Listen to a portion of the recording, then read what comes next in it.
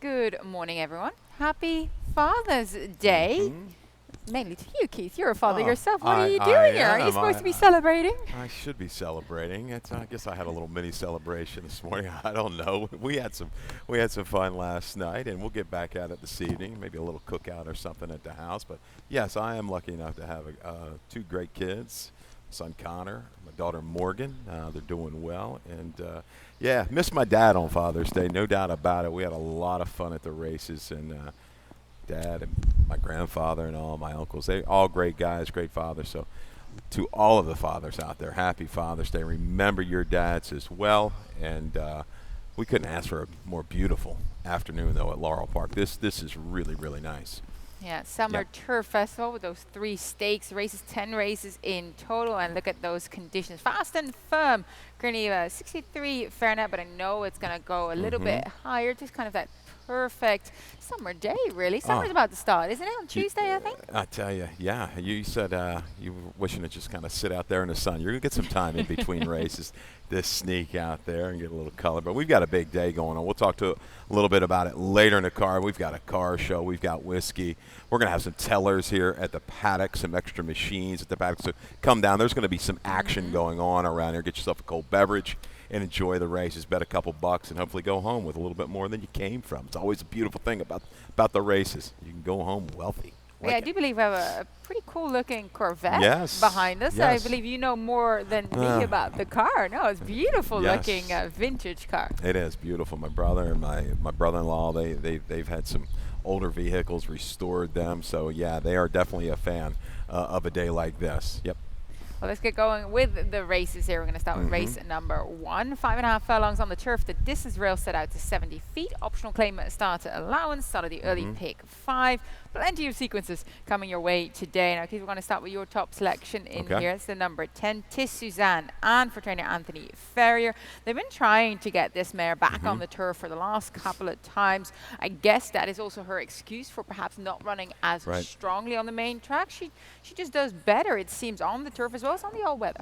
She had some okay tries on the go back. On the dirt, just hasn't had it of late. A little settling run last time.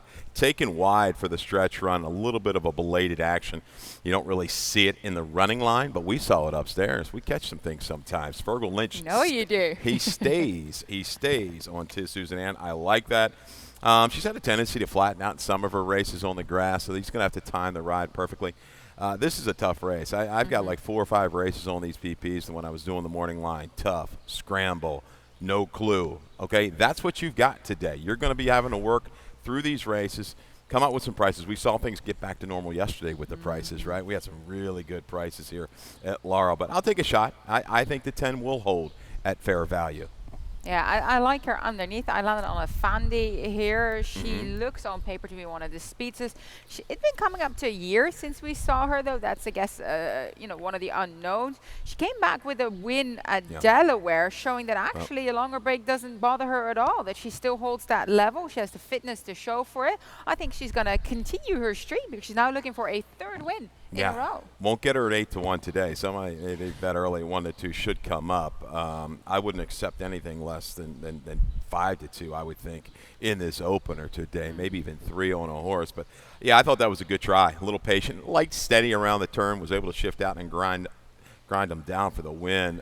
Second place finisher was a Gulfstream Park shipper that had respectable figures, steady figures down there in those turf sprints at Gulfstream. So certainly the company lines hold for a Fondy. I've got the 7 in there. Betcha by golly. Showed a little different dimension, a better dimension last time. I mean, being able to rate. It's kind of been like a speed type. Really got a good ride last time to sit just off of it and move into that flow. Can handle the turf.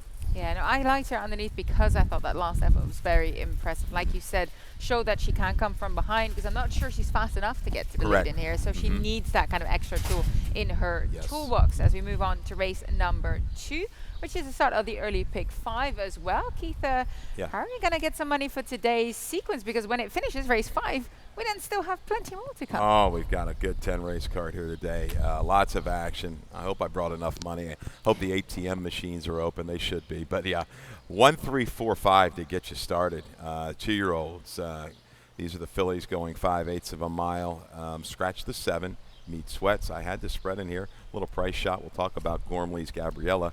Race 3 with the 1, 6, and 7. Shorter price on Evangeline Alon's, no doubt. You've got to scratch the 4 in there. She's running happy. 2-5 in the 4th. It's game time. Just trying to keep that streak alive. And in the 5th, we go with the 1 and the 9. The fine stakes. All these stakes on the turf today. Ultra competitive. Yes, ultra competitive. If you can add a horse or two in there, please do. I think Audacious Quality's got an upset shot in there for Amy Cortez. Well, let's talk about these 2-year-olds here. Right. That maiden special weight, 5 furlongs, the distance. And Keith, you landed on one of the first-time starters in here. Gormley's Gabriella for trainer Hammy Smith by Gormley. Has got a completed work tab. I do love that 36 flat from the gate. One of the fastest works that morning. But this is probably the stat that swayed you in her direction. Oh, we called Hammy yesterday with a value play, petition, prayer. When Hammy Smith wins, he can win in bunches, like a couple of his runners this afternoon. Here you go. Stat, last 5 years, 5 for 29, 17%. Not a huge winning percentage, but look at that. These are the maiden special weight first-time starters. 13 for 29 in the money. The ROI is what caught my eye. You know what I mean? 462. Gormley, kind of a newer stallion, right? 12% with the first-time starters. Lone Sib, one debut, rocked the boat, was quick, ran a good number, like a mid-60 number to do it.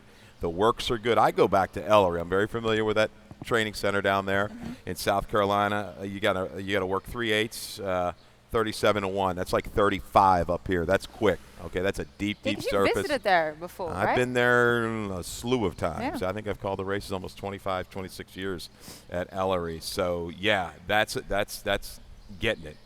1 of 44 that day. Good work leading into this. Let's hope Hammy keeps the hot streak alive. I like that. That's probably going to be a bit of a price as well that you might get on her in here. I landed on the runner with prior experience, Cocktail Dreaming, the number 5 for trainer Jerry Robb. Let's look back at her last race where she took an absolute nosedive at the start. Look at that. Just right down on her knees, then got rushed up to go with them. And then that didn't stop. She actually got knocked sideways a little bit. There was a lot of sort of bumper cars going on there with these youngsters. There was only a 5-horse field. She still held on gamely. I just think with a cleaner, less eventful route here, she might do better. And I like the fact that Christian Olmo, who rode her in her first 2, continues his association with her. Yeah, and you saw even a little bit of trouble there. Yes. We might have missed that initially. Coming, out of the turn, the horse to the inside was in a little bit tight. She reacted to that. But, boy, to make the move and keep on grinding, that's good. We know how Jerry Robb is with his 2-year-olds. They can hold form. A danger, definitely, with that experience is Cocktail Dreaming. And what about the number 4, O'Shaughnessy, if I say that correctly, for trainer Rudy Rodriguez. She comes over from Belmont. She's by Good Samaritan. He's a young sire.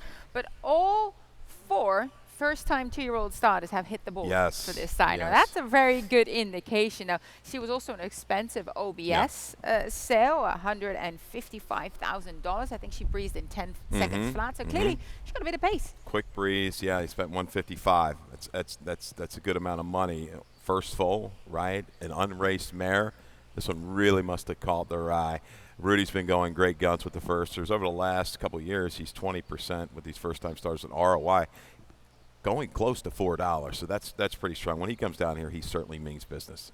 Yeah, I'm very, very intrigued, and I like these type of races. I'm going to keep my eye out on them in the paddock there to see who's looking the best and who might be ready to fire, especially with those firsts. Race number 3, claiming 16 to 12,500. Norman is a 2 lifetime, 1 mile the distance on the turf here, and rail out 17 feet. Keith, I have somewhat of a price play in here on the number 10, Chicago River for trainer Justin Nixon. Did see that upset yesterday, 17 to 1 first-time starter on the turf.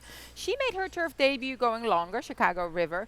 Going shorter, excuse me, was able to go with them, but then broke her maiden going long right after. Had a break, 184 days, been working well for that barn that is clearly heating up a little bit. So I like the combination of now going long on the turf for the first time, but she already had some experience going on it, but that might have been a little bit too short. Yeah, it might have been. Might relax, going a little bit longer, bring a better finish. That was Gastown Babe yesterday. Ultra impressive. First time out, settled, came in wide, really sustained a beautiful run through the final 3/16 of a mile to wear down the heavy favorite. Kind of took off. That was really good. I was calling that chart. I was like, who's this rolling here on the outside? All of a sudden, I'm like, okay, that was Gastown Babe.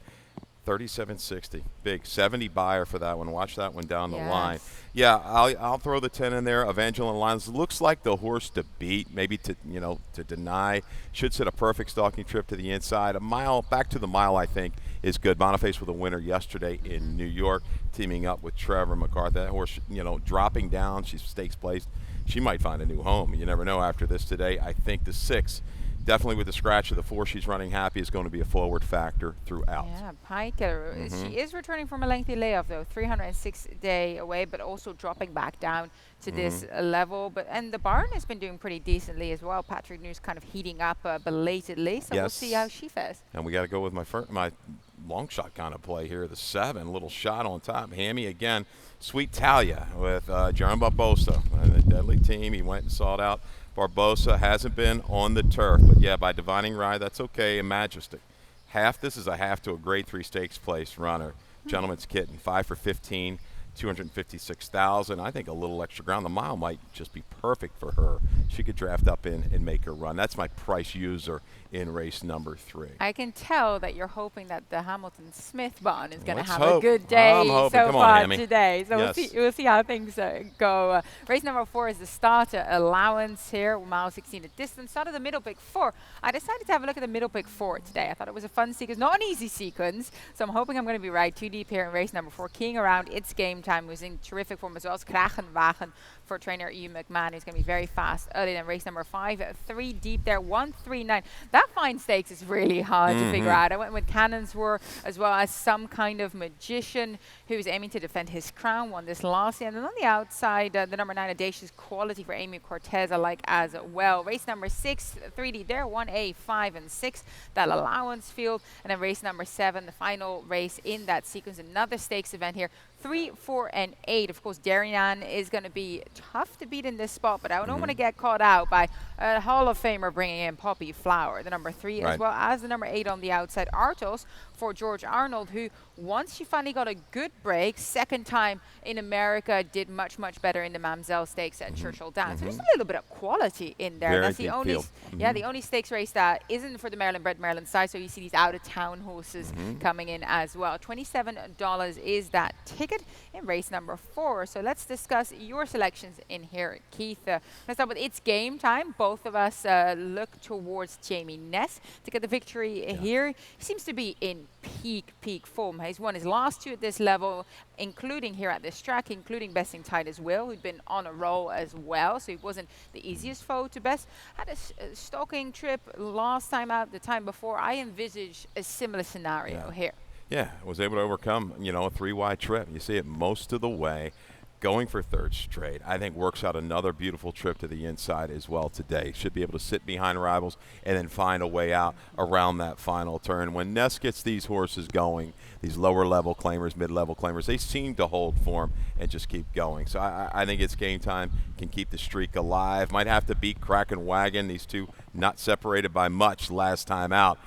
5 might just try to go, you think? Gino Vella might try to go to the front. I'm not seeing a lot of stone cold speed types in here. Well, either that might be the way to go. Game Time is fast enough to get to lead if he wants, but I don't think that would be the plan with him. They Correct. don't need to. Right. So, yeah, I agree with you. That might just be the plan for Kragenwagen. They say that correct? I love to say that name.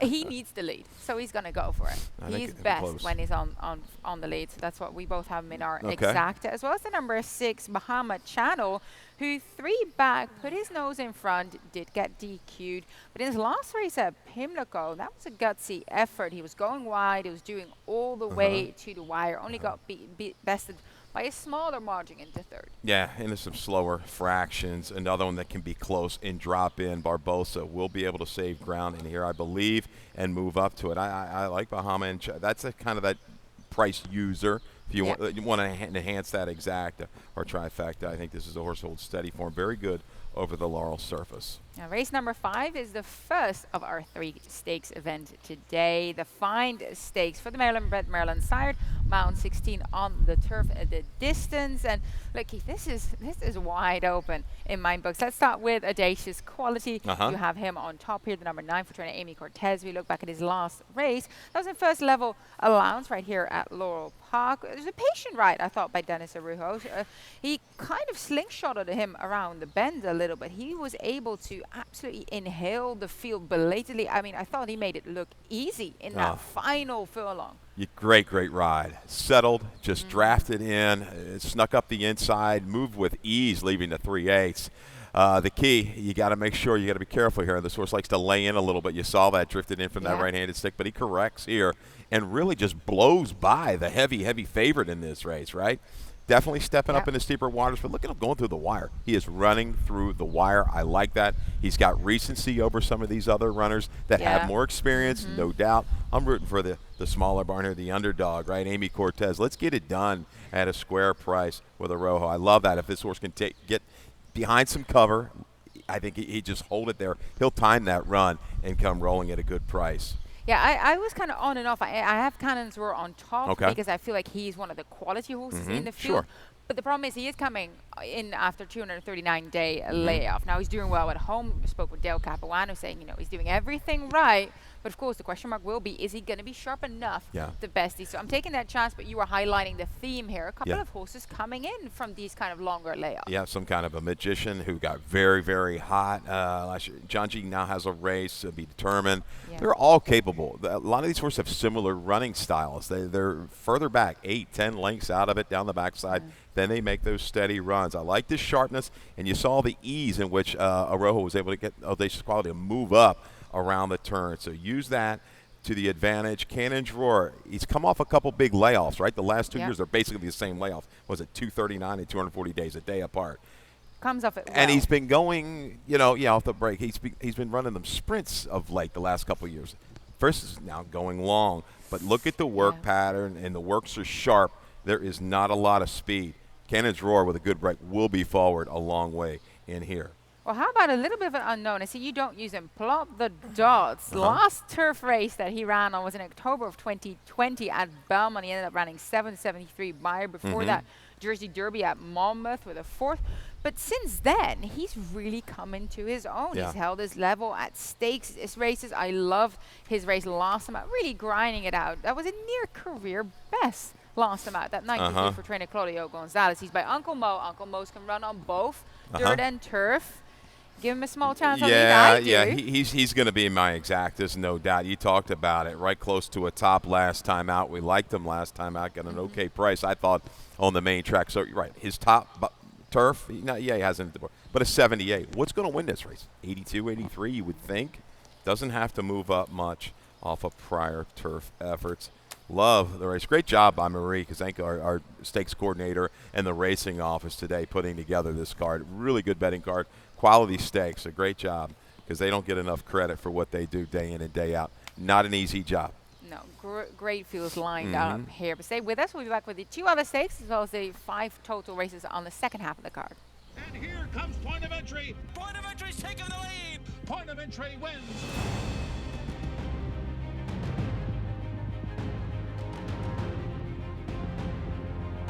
Placoup Parfait is finishing hard along the inside. Placoup Parfait takes out the Derby.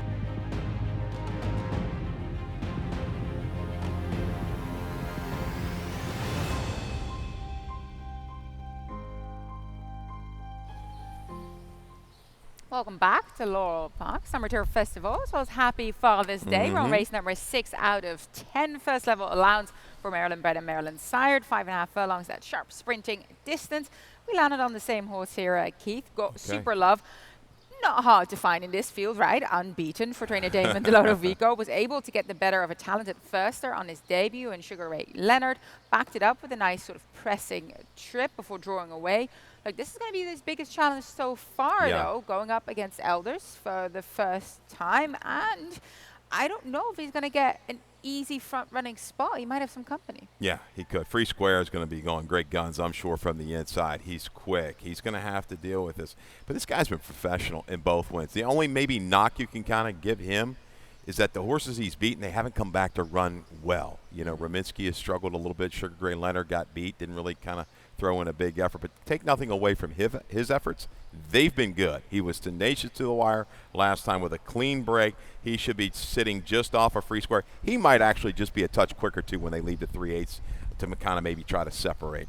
You know, I like him in here, but this is his toughest tests today. You use Zenpai in your exacta. I have him in third for trainer Del Capuano. It's going to be his second start after a break. He ran well on the off-track last time. Now, his better runs, though, have come on the fast surface, which is exactly what he'll get again here today. I like this guy as a sneaky price. I've got him at 10-1. William Humphrey, he's been bringing in some prices. Kind of just got outfooted a little bit into the turn, dropped back, but showed willingness to come again against a good field. 5.5. This distance hits him square. 5 for 6 in the money. I know he has one at this, but he should another one. Drop in, save ground. He's going to bring a punch in this race. I like him here, especially if you get a bit of a price. I use a little bit of metal as well for trainer Jamie Ness. Comes in after a 239 days break. Second start for the Ness bond. 6-time winner on the West Coast with races that would run circles around these. True. I'm going to use a little bit underneath in the exacta. Another one, Golden Eyes, take nothing away from the sprints. Just kind of, got on track early in the Sir Bar and lost all chance from there. But the sprint tries are good. Blinkers, I believe, right? It was a late blinker because I didn't have it on the first cut of PPs. Blinkers going on today for Golden Eyes. Another good field. Let's see if Super Love can make it 3 straight. Yeah, indeed. It was a late addition of the blinkers on as well. Race number 7 is our second stakes race. This one is the Stormy Blues for 3-year-old fillies, 5.5 furlongs. This is on the turf, our only stakes race that has attracted outside runners because it's not for the Maryland bred or the Maryland sire. So this is open company stakes field. And look, I'm going with perhaps the obvious choice in here, Derry Nan for trainer Christophe Clement. Limestone listed stakes, second 2 starts back, which is also the video spotlight that I do believe we have for her. She had quite a bit to do still that day over 5.5 furlongs at Keeneland. They weren't actually running that much at all early. She accelerated in that final quarter, though, and galloped out in front of the winner as well. Yeah, that's the key. A really strong finish here. And you said they weren't going blazing. It was kind of an uncontested leader. There wasn't a duel up front. Just doing it on her own from the back. Look at this sharp run here. Wow. That's rolling the last 1/8 of a mile. Lasix for the first time. Company lines obvious are there. You can go all over. British Cup Juvenile behind Twilight Gleaming, who's been a really, really good turf sprinter. Certainly, I would say horse to beat 8-5 seems about right. I'm not going to take much less than that. By the Best intrigues me, though, a little bit. We're talking about horses all from out of town. This is one we're familiar with. It's a local one. Yeah, it hasn't been seen since the day after Christmas. 4 races in a row on the dirt. This is not usually my cup of tea when you've got a horse that's running so well on the dirt. We talked about it before, and now we're going to the turf. I'm just looking for a little bit of a price. I'm going to spread around in this race. But looking at the breed and bottom side, Sister Dawn was 2 for 3 on the turf, 3 for 3 in the money, ran mid-80s on the grass, 1/2 to 2 multiple turf winners. There's a chance. This filly's got a great stride. If I remember, she gobbles up ground. She cruised up in a couple of those sprints. Her dirt numbers kind of go, transfers close to the turf. She's there. It's a little bit of a reach. Stallion's okay, but you got to tap it there. Just a little bit of a price because I do think she'll fall through the cracks with a couple of these out-of-towners coming in. Well, she bested Luna Bell as well in the Smart Halo Stakes last year. Now we know how good Luna Bell has been since then. So look, there's definitely some talent there. I use the number 8 underneath, Artos for trainer George Arnold. She did have fun on her stateside debut, getting bumped around at the beginning, but she stepped up to the challenge next time out in the Mansell Stakes at Churchill Downs, where she was kind of just behind the pace and ended up fighting for third, only getting beaten by a head in that close finish. She gets Lasix for the first time. She's a Kodiak. Now, we know Kodiaks in Europe, sprint, speed, top sire. So I like it here, and she tracks Fogo Lynch. Absolutely. I think she's going to set a beautiful trip in here, up close. Poppy Flower, another one. This is, I like they gave this horse to race last. I know it came off the turf, give it the shot, stamina builder, Lasix on. You saw the improvement with the figure, even from the dirt figure prior. Dangerous. She's been in front of Darien before, so watch coming back. I think this is another one dangerous to make that move from mid-pack.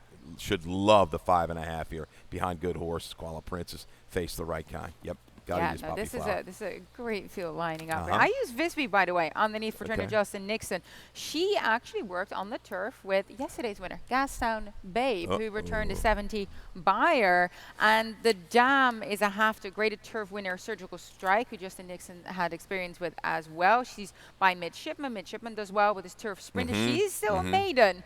But Justin was saying that they're confident, they want to take a shot. He said she ran as good as she could have ran whilst not winning. So they're taking a flyer in here. So I'm using her underneath. Yeah. Wow. Did he say who won the work? I mean, who looked better in the work? But that was a big number. He looked confident when he was talking about it. Really? Okay. See, you get all the good scoops. We get nothing upstairs. It's brutal. Midshipman's, though, 14%, first time on the turf. Really good debut. We saw La Casadora take a lot of play next time out in the stake. Yeah, you talked me into it. She goes in the exacta boxes. There you go. That little 2.552 would be good. Yeah. Absolutely. All Race right. number 8, a 3 other than optional claim. We've got some heavyweight veteran runners in there. 6 furlongs the distance. Let's look back at Eastern Bay's last race. I think we were all very, very pleased to see him in the winner's circle again. This time in the Norman Cash Barn, was claimed 3 starts back. He was very fresh that day. He actually bolted up close to the pace. William Humphrey had his hands full. Now, I was speaking with some of the Cash Connections afterwards, and they were saying, we just been jogging and we wanted him to be that fresh. We knew he was going to rush up there, and he just rolled around the bend, didn't he? Yeah, got some help up front. We'll see if things are this contested this afternoon, but like to see the guy back in his form, doing the same thing. The 3A's bullet workout coming into this like it was last time. Look at this run, straight and true. See you later, Eastern Bay. Oh, he's a professional. Yeah, I tell you, Karen's Notion, who's run second in this debut, really gained part of that pace battle. That's my top selection, the 8-horse today. I think with the scratch of going to the lead, I've got a little help there. Sculpatory is fresh, working very, very well. Dangerous. I really didn't know how to line this race, to be honest with you. For the favorite, I think it could go a number of different ways. Karen's Notion, I think the flow is going to be perfect for him today. He stays the trip. He is back in top form. He's paired up some races. I like him, and I think he still will hold a little bit of value. I like, because he sneaks through the cracks a little bit, because he doesn't tend to win as frequently anymore. Of course, Marilyn Million sprint victor for Nancy Howard. Love to see him do well here. I went with Always in a Hurry on top for Del Capuano. Just missed in a close finish at Delaware on his seasonal debut, showing he's kind of on song and could do more. Concern Stakes winner, second in the start of NASCAR at Pimlico behind Maryland champion Jackson Traveler. There's definitely some class there if he can continue that upward curve. Let's face the right guy. You know, beats Mighty Mischief. Jackson Traveler, you said it. Needed to last. Works forwardly off of that. Lasix, going back 5 or 6. It really has improved. The source has moved up. The numbers certainly going in the right direction. He's going to need a top. He's going to need a top to get it done. But, he's only run 12 times. He has every right to make that next little step. I agree. Race number 9 is the last of our stakes event, the Old Brandy Stakes, mount 16 on the turf. Fillies and Mess 3-year-old and up, Maryland bred, Maryland sired. And let's have a look at our video spotlight here on the number 3, Why Not Tonight, for Jesus Cruz, who got bumped sideways at the start, but she did hold her speed quite nicely, as you can see here. But unfortunately, she does end up getting in significant trouble here, even well before going into that first turn. Yeah, I know the owners probably don't want to watch this race again. The source was bet down to $1.70 to 1. First off the claim at Tampa, 3 races back, just a knockout kind of a win. 7 and change, drawing off with an 80 figure. This was just steadied along. We haven't really got to the worst of it there. It just keeps getting worse, to be quite honest. It's just one thing after another for her. You know that she's better than the effort she showed here on this day. She moves up into contention. You're thinking, okay, right here, she's got a little bit of a chance, all right? She's done everything in her power to recover. But watch this move. They're going to turn to the top of the stretch, just sitting there waiting, biding his time. And there's even a little she's full of it, full of run. She wants to go. And here we go. Let's watch it. Oh. There's a check there. We're going to regroup again. How many runs did she have? There's a check again. That actually jumps over the other horse hind legs, but it looks like jumps up with it a little bit to avoid clipping heels. Lucky to avoid any real trouble there, absolutely, and just kind of grinds onto the wire. Cam the Queen's going to the front, right? She breaks. She wins off 5/8 stakes at Pimlico last time out, right? Wins the very one and a big number. Can she get a mile and a 16th? That's the question. The sire's 20%. So looking at that, all right, she goes. A lot of these horses are just kind of closers. Epic Idea can kind of be tactical. So why not tonight? I think should be able to get that stalking trip. Might get first run by the time they hit the 3/8 foal and make a move. I know she's a little light, proven talent on the turf, but I think she's got a shot at a price to move into it and hang around because the flow's going to keep her around. No Mo Ladies in a top selection. You got Carrasco kind of defects. Can the Queen, right? And goes here. No Mo Lady was really good at 4. Okay, last year. Coming back in pretty good form. Another one, just based on her post position, everything like that, I think she should be able to get forward enough position to kind of reel in the speed by the time they hit the top of the stretch. And grade 3 place on the turf in the Gallery in she October faced killers. 2020 as well, so has that backlash. I went with another price, but I'm throwing in price place as well today. I think this is the day for it. Such deep field. Coconut Cake for trainer Tim Keith. I loved that race last time out. She really showed, actually 2 starts back, the Dahlia Stakes. It was the only turf race going long, and that produced a near career best. That was an 80 buyer in stakes company. She had to navigate traffic that day. Her late pace figures hold up in her. She's that sneaky kind of runner here that I think can really jump up. Absolutely. She was just grinding, and she had a little trouble, too. That day, the 10th, we got to be quick here. We're running out of time. Optional claimers starts. Allowance race number 10, 6 furlongs the distance here. Keith will go to our joint top selection here. Great Camino Madison Meyer, second start for the Meyer barn, and this is a gelding who kind of applied his trade on both surfaces. I thought his last run on the turf was pretty decent, but he's going back to sprinting on the main track. He's got numbers on the go back. There is speed in here to go. This is going to be a really, really fast pace. Boss Man JJ, fully connected. Pelota, all want to go. I think Great Camino can drop in and back to the right condition. This is a 3 in life, right? 25 or less, never won 3. This horse been running in 2 other than's allowance. Decent enough return. I think Toledo's just going to be patient, drop in, and make the move into the speed. Yeah, I throw in drive by layover just because of that pace developing. He's going to come with a late close, and I think he can reel a couple in. But you landed on the number 1, Manolito, as well for trainer Rob Plasaris. Last time out, decent third at an optional claim and starts allowance level. A familiar foe here in Bossman and JJ. But based on what we might see with that pace, Manolito could actually get the better of him. Could. Speed just didn't come back last time. But Bossman JJ's in good form right now. Yes. I think Gelding a few races back. He has been able to kind of go with the speed, take the pressure, and keep going. He's proven to maybe stay around, but I'll take a shot for a couple of these horses to come from off the pace. Let's close things off with lightning round.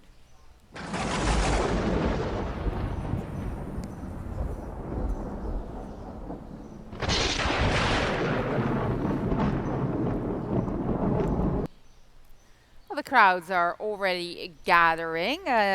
Father's Day. Join us here today for that Whiskey Business Father's Day buffet, as well as the fact that we have beautiful vintage cars here on behind us as well. Now, Santa Anita has their closing day, and if you want to bet all the action here, we have 10 races coming your way, but Santa Anita has a mandatory payout in all pools. Rainbow Pick 6 expected to approach about $3 million. Oof. It's a lot of action. Hopefully I can and take a quick glance at that ticket and maybe give it a shot. $3 million. That's great. That's just a track out there at Santa Anita. I love Santa Anita. Okay, and then we're going to go value play. Yeah. All right, or best bet. What do you want to go first? Let's go to best bet. All first, right. Best bet. What did I have? Just remind me. I do believe that you actually have, what was it, in the stakes race, the number 1. Let me have a look. That's no right, Lady. No Mo Lady. You're right. I'm Better. going back. I'm Just looking, top of I'm my looking mind, for a little right? help. Yeah, I think she is cycling back into form. She was really good before we talked about that. Has enough positional speed from the inside to kind of not let Can the Queen get too far away. She's got to be within a couple turning for home, and I think she can kind of follow through. It's proven, and proven against much better types as well. What about your price play? I do believe it's the runner that won the Maryland Million Sprint. Yes, it is. It's Nancy Heil, and we're going to go to the, 8th race? That is race number 8. Yes, Karen's Notion. Karen's Notion. My papers are going all over the place here. Yeah, I think I got a major assist with going to lead scratch. Karen's Notion, go to the lead. How about that? Go to the lead and never look back. You might have to deal with exculpatory, but this horse, he's back in top form. He can handle a little pressure as well. You'll still get, I think, anywhere from like 7-2 to 5-1. Yeah, I actually used 2 price space today instead of a best bet. I went with Chicago River number 10 in race number 3 for Justin Nixon. Like I said, made her debut on turf going short and then 1 going long. So now we combine those 2 going long on the turf. I think it's going to work out. She's lightly raced. And then Coconut Cake, race number 9, another price play here. Her sole start going long on the turf was a near career best effort. I think she can kind of slip through the cracks. That's some value here as we wrap up the morning show and getting ready for a wonderful Summer Turf Festival and Father's Day here at Laurel Park. The crowds are already starting to turn up here. Do come and join us. Callie and I will be back this afternoon to guide you through the card as well. Absolutely. Enjoy the races. Happy Father's Day. Get down to the paddock. We've got lots going on. You've got food, you've got cars, you've got gambling, you've got windows, we've got the tellers. So lots going on, and enjoy the weather. It's just absolutely gorgeous outside. So take advantage of it. Box our selections. We've got lots of good prices today. Absolutely. And looking forward to it. Have a great day, everybody. Good luck.